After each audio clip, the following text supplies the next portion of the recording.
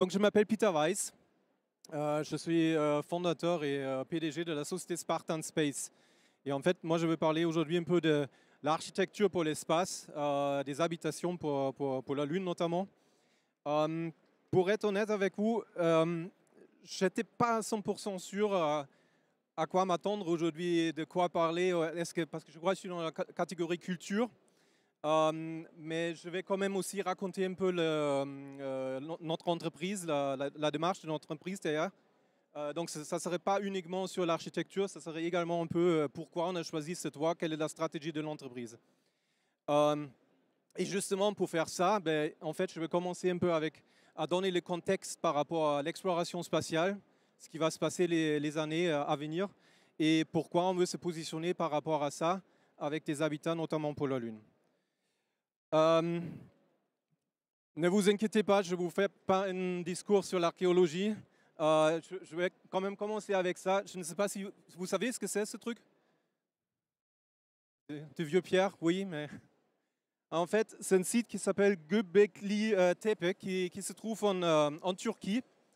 Et en fait, j'ai mis cette image parce que ça, c'est le premier village du monde qu'on connaît aujourd'hui. Il y a peut-être d'autres qu'on n'a pas trouvés, mais en fait, ça, c'est la première fois que les hommes ils ont commencé à construire un village, à se mettre ensemble. Et je trouve ça assez intéressant parce que c'était le moment où il y avait cette transition entre les chasseurs et les cueilleurs et les gens sédentaires. Et ça, c'est une époque assez importante pour l'humanité parce que c'est là, en gros, où il a commencé la culture, l'enseignement, tout ça, ça s'est créé à ce moment-là. Et pour être honnête avec vous, moi je pense qu'on est un peu à un même stade là, parce que maintenant on parle de quitter notre planète, d'aller plus loin, aller vers la Lune, aller vers Mars, vers d'autres destinations. Et je pense qu'aujourd'hui on n'a pas forcément encore conscience qu'est-ce que ça va nous apporter par rapport à l'humanité. Et on est en train de vivre exactement dans ce moment-là. Donc c'est je trouve ça assez sexy. Donc justement, qu'est-ce qui va arriver? Donc vous avez certainement entendu, il y avait l'émission Apollo de la NASA. Donc avec l'objectif premier, c'était de retourner, d'aller sur la Lune, amener des astronautes sur la Lune, mais sur des sites assez variés, des sites un peu partout, éparpillés un peu partout. Et l'objectif, donc, c'était notamment battre les Russes, l'Union soviétique. Et aujourd'hui, on rentre dans cette ère Artemis, c'est une mission Artemis également, qui sont menées par la NASA. Et là, en fait, il y a certaines particularités. Ce n'est pas exactement la même chose que Apollo. Donc déjà, toutes ces missions, ils sont localisées autour du pôle sud. C'est la zone que vous avez sur la vidéo là. Et avec l'objectif primaire, ce n'est pas forcément faire la géologie, c'est aussi en fait, d'établir une présence durable sur la Lune. D'accord? Donc en fait, comme ils disent à la NASA, this time to stay, donc pour établir des habitations, des structures permanentes. Donc ce n'est pas exactement la même chose que Apollo. Et également, Apollo, c'était uniquement pour les États-Unis. Cette fois-ci, on parle d'une coopération internationale. Donc effectivement, ça a changé aussi. Donc pourquoi le pôle sud? Parce qu'en fait, parce qu'il y a des ressources. En fait, on parle de l'eau dans des fonds de cratères. On parle également des sites avec une lumière permanente. Et ça, c'est assez intéressant pour la Lune parce qu'en fait, on a toujours le problème de cette nuit lunaire qui dure 14 jours. Et en fait, donc ça, c'est des zones assez particulières qui sont extrêmement importantes pour l'exploration. Après, il y a d'autres zones qui sont intéressantes, comme des sites d'atterrissage que j'ai marqués là. En fait, c'est des zones qui sont assez plates, où on peut donc atterrir avec des véhicules habités. Je ne parle pas forcément des robots et tout ça. Des robots, on peut éventuellement aller dans des zones un peu plus risquées, mais avec des astronautes à bord, on veut aller sur des sites assez particuliers qui sont plats, quoi. Et en fait, vous avez deux images là qui montrent un peu la différence. Donc ça, c'était Apollo, en fait, c'était assez plat. Et ici, vous avez le profil du pôle sud. Donc là, on parle plutôt d'un endroit très, très montagneux.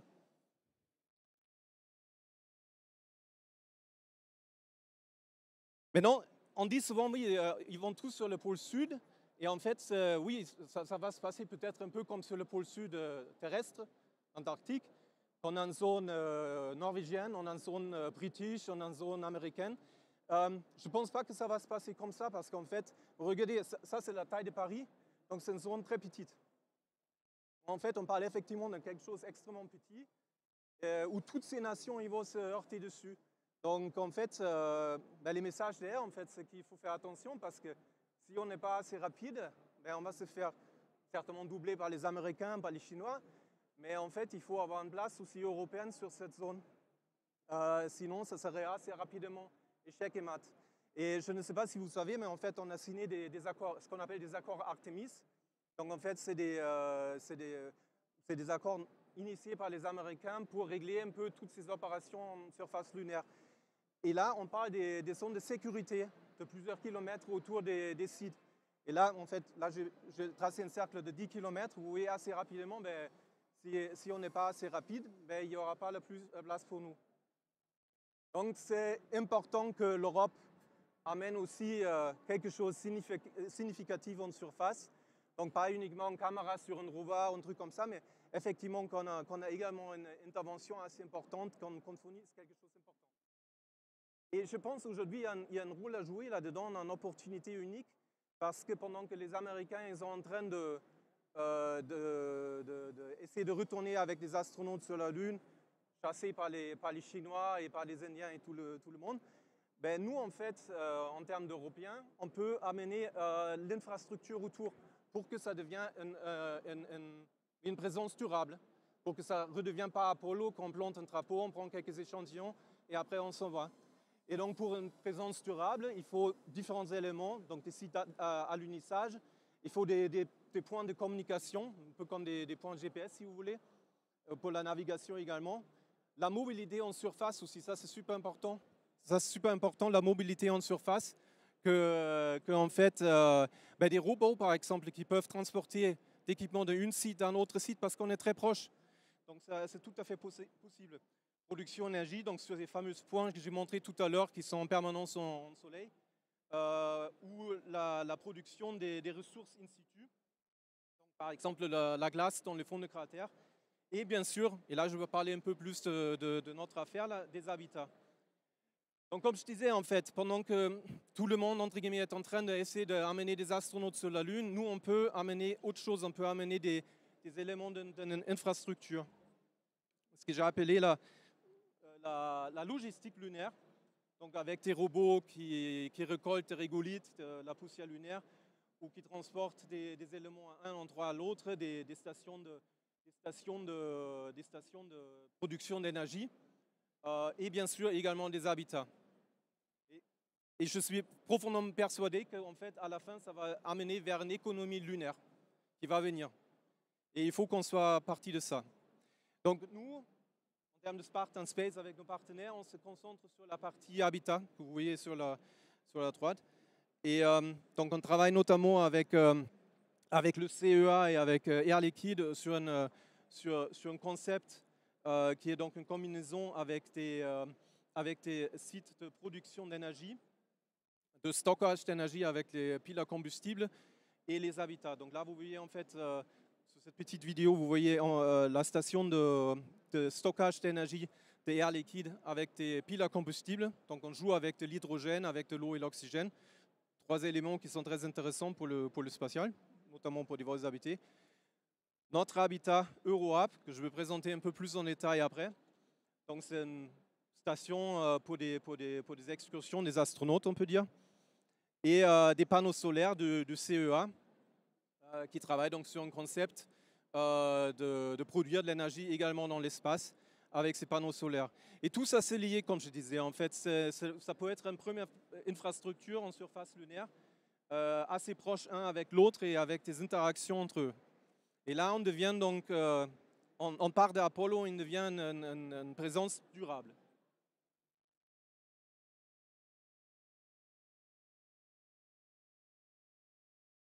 Donc nous, pour vous expliquer donc la stratégie de notre entreprise, nous on se positionne sur des habitats pour l'extrême, donc notamment pour la Lune, mais on a d'autres projets que je vais présenter un peu après.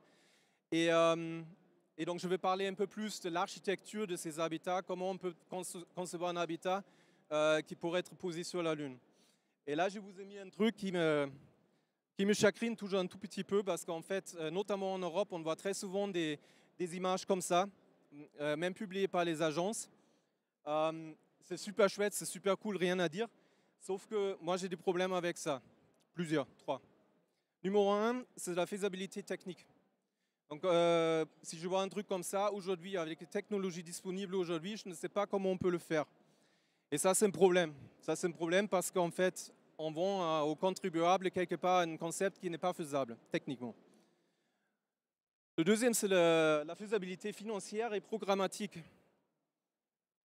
Si c'est censé être une station européenne, que j'ai pris dans une publication européenne, ben, financièrement, comment l'Europe va financer quelque chose comme ça? Aujourd'hui, ce n'est pas possible. Je peux vous le dire, on ne met pas assez de fonds sur des programmes comme ça.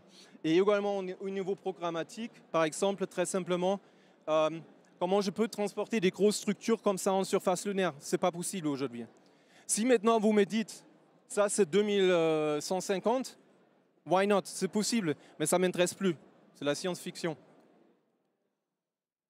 Et le troisième point, et ça c'est un peu le mot-clé là, c'est le concept des opérations, ConOps, ou des besoins, en gros.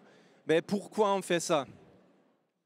Je vous dis franchement, sur les missions Artemis, j'ai mal à croire que les astronautes américains, la première chose qu'ils vont faire sur la Lune, c'est récolter des tomates. D'accord? Donc je ne vois pas pourquoi on va commencer à construire des serres en surface lunaire. Donc là, que ça vienne plus tard, oui. Et je ne suis pas contre, je trouve ça très bien. Mais dans un premier temps, il va falloir regarder quel est le besoin actuel des astronautes sur les missions à venir.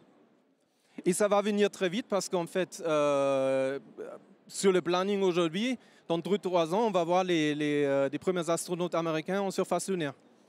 Donc je pense que les gens ne se rendent pas compte, mais effectivement, on est en train de rentrer dans cette ère assez rapidement.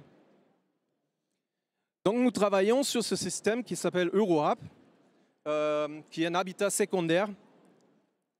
J'aime pas trop ce terme-là, mais bon, on l'utilise. Et je vous explique pourquoi. En fait, l'idée, c'est très simple. Donc, les astronautes, ils peuvent atterrir uniquement sur certains sites que j'ai marqués en bleu là. C'est des sites en fait qui sont assez plates où on peut atterrir avec un véhicule habité en sécurité. Je pourrais me poser sur un fond de cratère ou sur une crête de cratère, sauf que là, je vais avoir un énorme risque d'avoir un échec de la mission, donc des astronautes qui vont mourir. Donc certainement, ils ne vont pas prendre ce risque. Donc ils vont vraiment atterrir sur des zones très plates, en bleu ici. Sauf que nous, on veut aller, ou eux, ils veulent aller sur d'autres zones. Ils veulent aller notamment au fond des cratères, parce que comme je disais au début, il y a de l'eau, potentiellement, et sur des crêtes où on a beaucoup de lumière pendant toute la durée d'une journée lunaire. Et tout bêtement au pôle sud de la Lune. Donc en fait, c'est assez loin. Vous avez de nouveau des cercles de 10 km. Un astronaute, il peut s'éloigner, selon des spécifications de NASA, de 10 km de sa fusée où il a atterri. Techniquement, ils peuvent aller plus loin, ce n'est pas un problème. Mais en fait, c'est une distance de sécurité parce qu'ils ont calculé s'il y a un problème avec le système support-vie du scaphandre, où ils ont encore la possibilité de retourner sur le point de sécurité qui est donc cette fusée. Maintenant, si on positionne un habitat secondaire comme le nôtre à un point précis avec un moyen robotique, donc il attend, il arrive avec personne à bord, mais ça devient comme un camp de base, comme si vous voulez monter sur Mount Everest. Et en fait, ça vous permet de tripler la distance. Au lieu de 10 km, je peux aller à 30 km. C'est ça ce qu'on appelle un habitat secondaire et c'est sur ça qu'on travaille parce qu'on voit que ça peut être une contribution européenne à ces missions. Donc ce schéma illustre un peu la même chose. En fait, c'est l'idée de vraiment d'avoir un camp de base, comme sur Mount Everest, que vous utilisez pour aller plus loin. Ou à la limite, vous n'utilisez même pas. En fait, il est là. Si jamais vous avez un problème, parce que techniquement, ils peuvent aller plus loin, et si jamais vous avez un problème, vous pouvez vous réfugier dans cet habitat. Et comme je disais, ça devient vraiment une présence durable parce qu'en fait, on peut même passer de l'équipement d'une mission à une autre ou d'une mission robotique même à une mission habitée. Donc ça devient une sorte de point de chute. Voilà, donc le schéma ici montre un peu le même principe. Donc moi, en étant astronaute, je peux m'éloigner 10 km. Si je positionne mon habitat à un certain point, ben, je peux aller jusqu'à 30 km. Et si jamais j'ai un problème, je retourne dans mon habitat. Donc, comme je disais au début, en fait, il est très important de faire quelque chose de faisable. Et nous, on est parti sur un habitat qui est conçu comme une charge utile pour un véhicule robotique. Donc, on a pris le Argonaut de l'Agence spatiale européenne. Et en fait, la consigne par notre équipe, c'est de rester sur les spécifications d'Argonaut. Il faut que ça rentre sur la masse et sur le volume d'Argonaut. Il faut que ça soit une charge utile pour ce véhicule. Sinon, on ne peut pas le transporter sur la Lune et j'ai un problème. Donc, c'est un projet très sérieux hein, qui est financé par le CNES et par l'Agence spatiale européenne. Je vous ai listé un peu les différents projets sur lesquels on travaille avec des financements derrière. Qui nous ont permis donc de construire des premiers mock-ups de ce type d'habitat. Et donc c'est un projet qui continue à être mené par le CNES. Et là, je vous montre une petite vidéo qui illustre donc ce principe de nouveau. Donc j'ai EuroHub qui arrive comme charge utile sur le véhicule, sans personne à bord. Il atterrit sur un point précis. Et là, il se déploie et en fait, il attend que le premier équipage arrive. Et ça serait donc du coup la première maison sur la Lune, si vous voulez. Et voilà, donc là, on a donc les astronautes qui sont arrivés avec le fusée. Et en fait, ils peuvent donc utiliser cet habitat comme un camp de base, comme sur Mount Everest, pour aller plus loin. Et donc, on a construit des premiers systèmes ensemble avec le CNES et avec l'Agence spatiale européenne, avec des partenaires industriels. Et ce que vous voyez sur la vidéo, en fait, c'est une simulation qu'on a fait à l'Agence spatiale européenne il n'y a pas si longtemps, où on a testé différents trucs. On a testé, par exemple, le SAS. Ça, c'est un élément très important. C'est la porte pour rentrer dans l'habitat et pour sortir plus tard. On a donc fait des tests ergonomiques avec un astronaute, pour voir est-ce qu'on peut transporter du matériel à l'intérieur. Et également, on a regardé la problématique de la poussière. On a fait plein d'autres tests. On a fait des tests avec bon, tout à l'heure, je parlais, je ne veux pas des tomates, mais bon, on a quand même travaillé sur des cerfs. On a fait des tests médicaux, en fait. Donc, comment on peut faire des opérations d'urgence dans un petit habitat comme ça, puisque c'est un peu un bateau de sauvetage. Des tests robotiques pour manipuler des échantillons qu'on peut donc soulever pour les analyser plus en détail. Donc on a fait pas mal de tests pendant une semaine pour voir un peu est-ce que ça fonctionne comme principe et quelles sont les lignes à développer plus.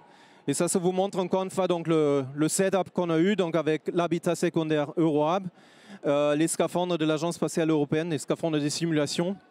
On avait donc un centre de contrôle qui était sur place à Cologne avec un centre de contrôle déporté qui était à Septem, proche de Marseille. Et donc on a fait plusieurs tests à l'intérieur, comme je disais, donc, notamment sur le SAS, parce qu'il y a un truc qui nous intéresse en particulier. Est-ce qu'on a un problème de la poussière qui rentre à l'intérieur de l'habitat? Parce que le gros problème sur la Lune, c'est la poussière qu'il faut essayer de chasser dehors parce que sinon elle va se poser partout. On a plusieurs projets, comme je disais tout à l'heure, qui sont liés à ça. Donc on travaille avec Airbus et le CNES et avec Michelin sur différents aspects de cet habitat. Là, vous voyez un peu la conception, l'architecture, si vous voulez, de l'habitat. Donc avec le SAS, on rentre par ici. Il y a 3 barrières. Et avec ces 3 barrières, ça nous a permis de faire en sorte qu'il n'y a plus de poussière lunaire à l'intérieur de l'habitat. Sachant qu'on a travaillé, vous avez vu tout à l'heure les images de cette installation, on a fait des tests. C'était vraiment une installation avec beaucoup de poussière, donc c'est assez bien pour simuler ce genre de choses. Bon, ce n'est pas un Hilton, c'est clairement un habitat de secours.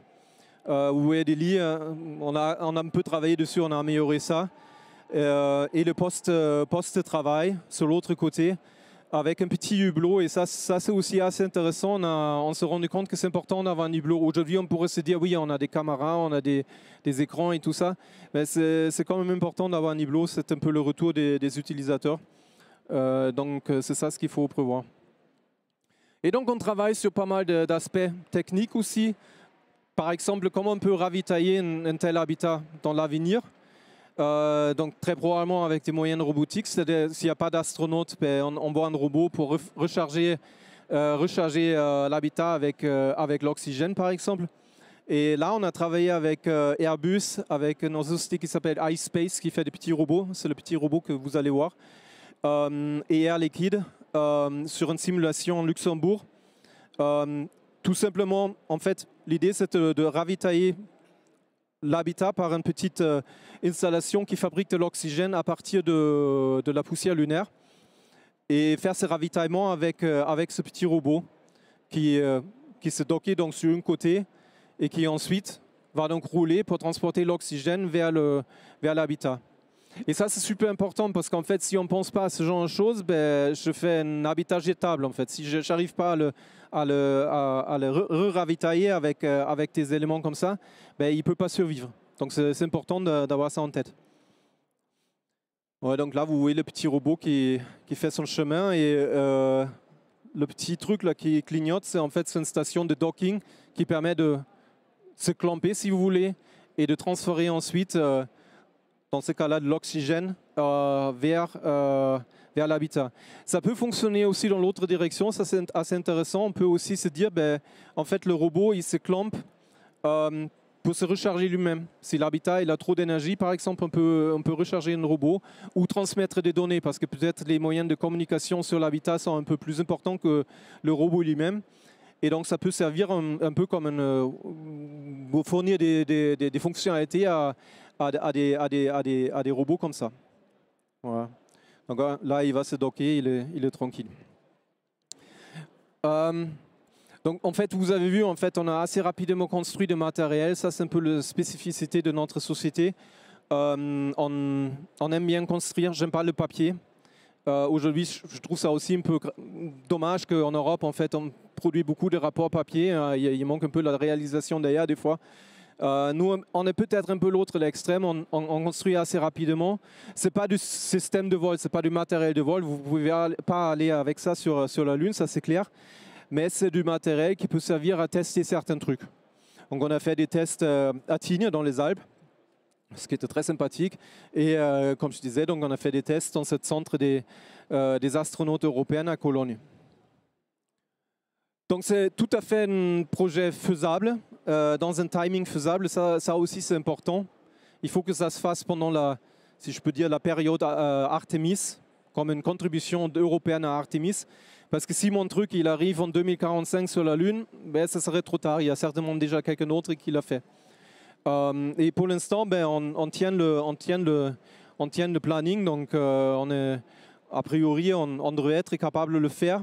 Maintenant, il y a la grosse partie qui est assez importante qui va venir, en fait, c'est de construire réellement l'habitat pour le mettre dans un programme européen.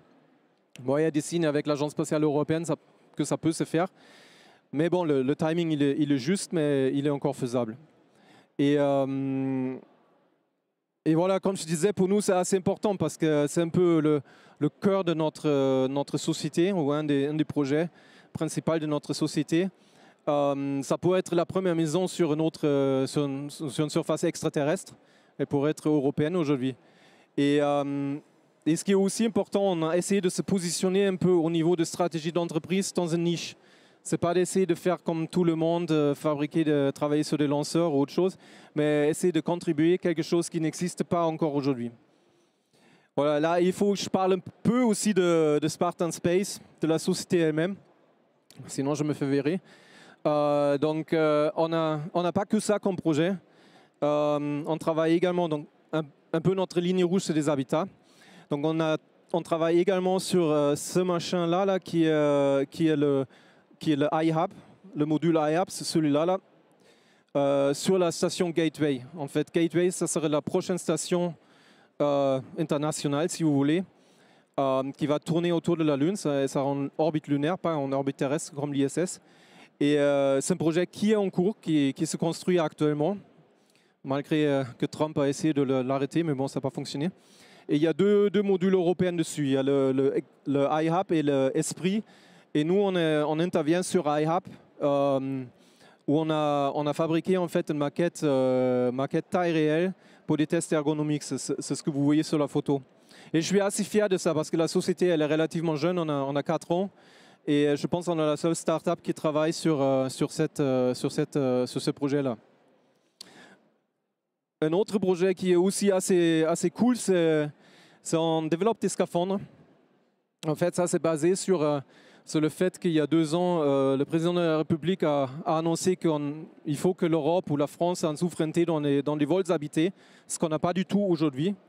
Bientôt, c'est les Indiens qui vont lancer leurs propres astronautes dans l'espace. Nous, en Europe, on ne peut pas faire. On est toujours passager pour l'instant. Et donc, pour changer ça, il y a pas mal d'entreprises et entités qui travaillent sur la possibilité de faire des vols habités aussi en Europe. Sauf que personne n'a travaillé sur des scaphandres. Ça a été oublié un peu. Il y a pas mal de monde qui travaille sur des lanceurs, sur des capsules. Mais les scaphandres, personne n'a commencé à regarder ça.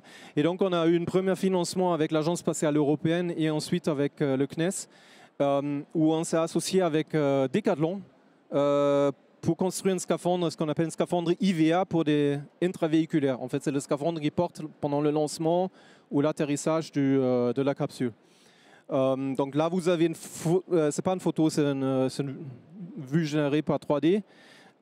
Mais ce projet-là, il est en cours. On est en train de fabriquer le prototype. Et en fait, ce système-là, il va voler l'année prochaine sur la Station spatiale internationale, avec la mission avec Sophie Adenon, l'astronaute Sophie Adenon. Et ça aussi, c'est assez cool parce qu'en fait, de construire un scaphandre qui vole sur l'ISS, c'est assez intéressant. Voilà. Donc ça, c'est... Maintenant, vous vous demandez peut-être, il parle d'habitat, pourquoi scaphandre? Mais en fait, c'est la même chose. Un scaphandre, c'est la même chose. J'ai un système support vie, j'ai une couche qui retient la pression. Donc, un scaphandre, quelque part, si vous voulez, c'est un petit habitat. Un troisième projet qui est aussi assez rigolo, c'est celui-là. Il s'appelle Bob, pour Berthing and Observation Base. C'est un projet qu'on a avec à l'Agence spatiale européenne. Et il s'agit de ce tout petit module, celui-là, qui est multifonctionnel en fait. Il peut remplir différentes fonctions. Et l'historique derrière ce projet est assez intéressant. C'est qu'en fait, on a postulé pour un programme qui s'appelait Post-ISS il y a à peu près un an, avec ces concepts-là en disant que nous, on va essayer de travailler avec des sociétés indiennes sur ce concept. Sachant que cet appel aux offres il était très orienté vers les États-Unis. Donc bien évidemment, ça n'a pas fonctionné. Donc 1 mois plus tard, on a reçu une lettre de l'Agence spatiale européenne en disant que notre projet n'a pas été retenu parce que c'était vraiment plus orienté vers les États-Unis, vers des acteurs aux États-Unis. Quelques mois plus tard, il y a M. Trump qui a été élu et quelques semaines plus tard, on a eu un appel de l'Agence spatiale européenne qui disait que finalement, c'est quand même intéressant notre projet. Donc ils l'ont repêché et en fait on a pu travailler dessus parce qu'il y a cet aspect avec l'Inde quand même aussi qui est intéressant. Donc sur la vidéo, vous voyez un peu les différentes fonctionnalités. Je ne veux peut-être pas trop rentrer dans les détails. Donc c'est un module orbital qui se clampe sur une station existante, est-ce qu'elle soit indienne ou peut-être américaine ou autre chose. Et en fait qui peut remplir plusieurs fonctionnalités comme l'exposition des échantillons à l'extérieur, ou même l'examen des échantillons avec une sorte de boîte à gants inversée. Ça peut également servir tout simplement comme lieu de stockage ou pour les astronautes pour dormir, et également comme SAS. Et c'est un tout petit module, hein, vous voyez sur la graphique à l'autre côté, il est vraiment il est tout petit. Ce que vous avez là, c'est Columbus, donc c'est un tout petit module qu'on peut ajouter sur ces missions-là. Voilà. Donc ça, c'est en cours. Maintenant, moi, je trouve que j'ai un boulot assez rigolo parce que quand les gens me demandent mais qu'est-ce que je fais dans la vie, normalement, je réponds je construis des maisons sur la Lune. Ils ne me prennent pas trop en sérieux. Mais c'est quand même quelque chose de relativement sérieux. On arrive à faire tourner notre entreprise aujourd'hui avec ces projets-là. Donc, on n'a pas d'investisseurs. En fait, on travaille avec l'argent de nos clients, si je peux dire. Et même au niveau politique, c'est pris très à sérieux parce qu'on a été invité à exposer EuroRAP ici à Paris, à l'Assemblée nationale. Il a été exposé également à l'inauguration de de l'installation Luna de l'Agence spatiale européenne. Donc c'est quelque chose qui est quand même pris en sérieux par les politiques, si je peux dire. Et c'est ça ce qui est assez important, parce qu'aujourd'hui, quand vous créez une start-up, mais bien évidemment, on peut se lancer sur quelque chose qui existe déjà ou essayer de copier quelque chose qui existe déjà. Mais nous, on est clairement on est allé dans une direction où on veut faire quelque chose qui n'existe pas encore aujourd'hui, où il faut peut-être un peu, faut être peut-être un peu audacieux pour y aller, quoi. Voilà. Donc, on va voir où ça va nous mener. Voilà. Merci beaucoup. Je ne sais pas si vous avez des questions. Si vous avez des questions, il faut que vous parlez très fort, parce que sinon je ne comprends pas.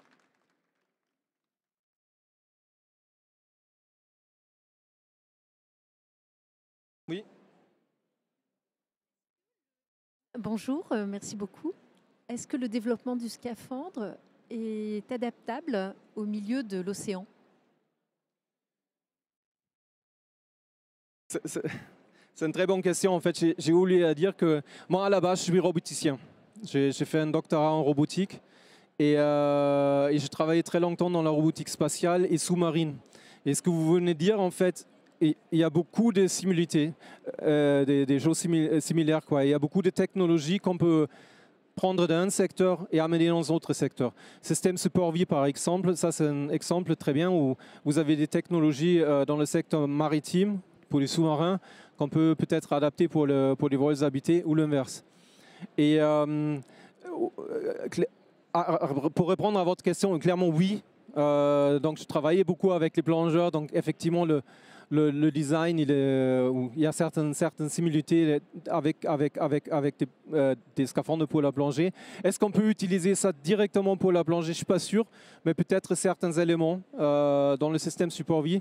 Par exemple, on travaille sur des réservoirs d'air avec une très haute pression. Ça peut être quelque chose qui peut peut-être revenir sur Terre pour améliorer la plongée terrestre, si je peux dire. Donc avec des bouteilles beaucoup plus petites. Et d'ailleurs, ça c'est qu'un exemple sur l'habitat aussi. On travaille par exemple sur la gestion d'énergie en utilisant des piles à combustible, comme je te montrais tout à l'heure, et aussi une intelligence artificielle pour gérer tout le système d'énergie. Et ça, c'est des technos qu'on croit qu'on peut faire revenir sur Terre dans des maisons lambda. Donc, parce qu'effectivement, le modèle économique pour moi, comme entreprise, si je dis je vais faire que des maisons sur la Lune, ça risque d'être un peu difficile. C'est intéressant de regarder s'il n'y a pas des applications terrestres derrière, des applications duales. Une deuxième question, est-ce que le module peut être fabriqué directement sur la Lune avec une imprimante? Non. Non. En fait, non. Vous voulez une imprimante 3D, par exemple, avec la régolite ou quelque chose comme ça? J'ai travaillé dans ma carrière dans des projets comme ça, avec l'Agence spatiale européenne. C'est quand même relativement compliqué et le matériel que vous avez, il n'est certainement pas étanche pour la pression. Donc ça, c'est un problème. Donc déjà, la couche qui fait l'étanchéité, il faut l'amener, il faut la fabriquer sur Terre aujourd'hui. Peut-être dans l'avenir, ça va venir, mais dans une première phase, ça va être un peu trop compliqué, quoi. Oui. Oui. Oui, oui. Mais là, je reviens un peu à ce que je disais au début. C'est la faisabilité, en fait. Donc là, il faut des robots. Déjà, il faut que vous maîtrisez le processus d'imprimer en 3D quelque chose sur la Lune. C'est quand même un environnement assez compliqué avec des températures extrêmes, sans atmosphère. Donc, ce n'est pas si évident que ça. Et donc, vous amenez des robots pour faire ce processus s'il marche. Mais en fait, je pense, oui, ça va venir, qu'on va construire des trucs en surface, directement en surface. Ça va venir peut-être dans les prochains 50 ans. Mais là, aujourd'hui, on a besoin des solutions très concrètes qui peuvent s'incruster dans l'Artemis. Et c'est ça, comme je disais, qui me pose des fois un peu problème, c'est qu'il faut rêver, ça c'est clair. Il faut être un Jules Verne, mais il faut être aussi un peu un Gustave Eiffel pour essayer de construire réellement, quoi. Et aujourd'hui, je trouve en Europe et en France, on est peut-être un peu trop Jules Verne. Ouais. Oui.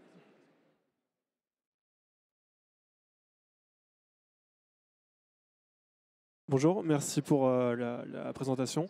Je voulais savoir, l'habitat, il a vocation à être vraiment développé à un grand nombre sur la Lune ou c'est vraiment des petits... Ah, pardon. Je voulais savoir, l'habitat que vous développez, il a vocation à vraiment être développé au niveau, par exemple, de villes ou vraiment des petits modules qui sont clairsemés, voire uniques sur la couche de la Lune? Ben, dans un premier temps, oui, ça va être un peu des modules qui sont positionnés sur des points stratégiques. Mais on a regardé également la possibilité d'en combiner plusieurs ensembles. Donc c'est possible, théoriquement, c'est possible par le SAS, en fait, comme une sorte de tuyau. La seule difficulté que vous avez avec ça, en fait, c'est qu'on ne peut pas les atterrir un à côté de l'autre trop proche. Donc il y a quand même une certaine distance à respecter, donc ça fait des longs tunnels.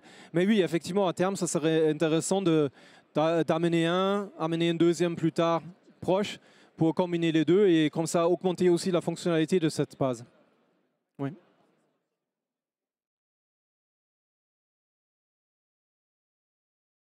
Oui.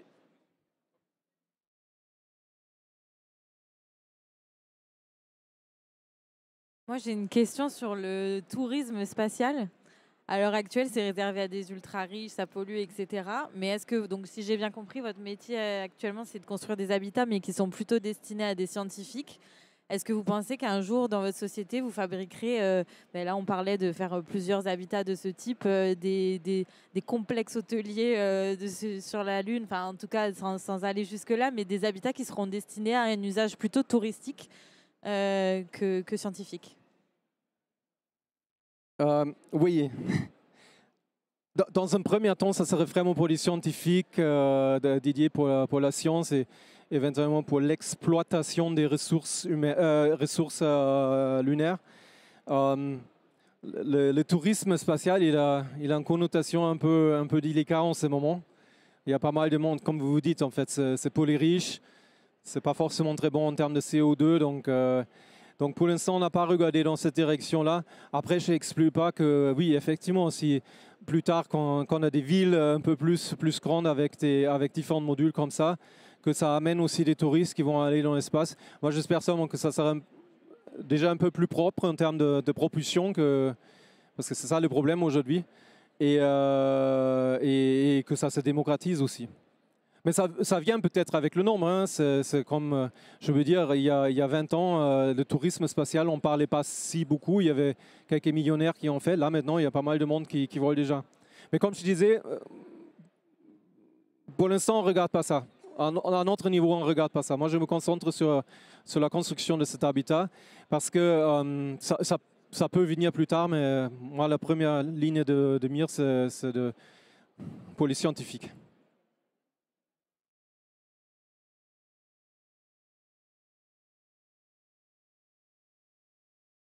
Est-ce que vous avez d'autres questions? Non? Bon. Merci beaucoup.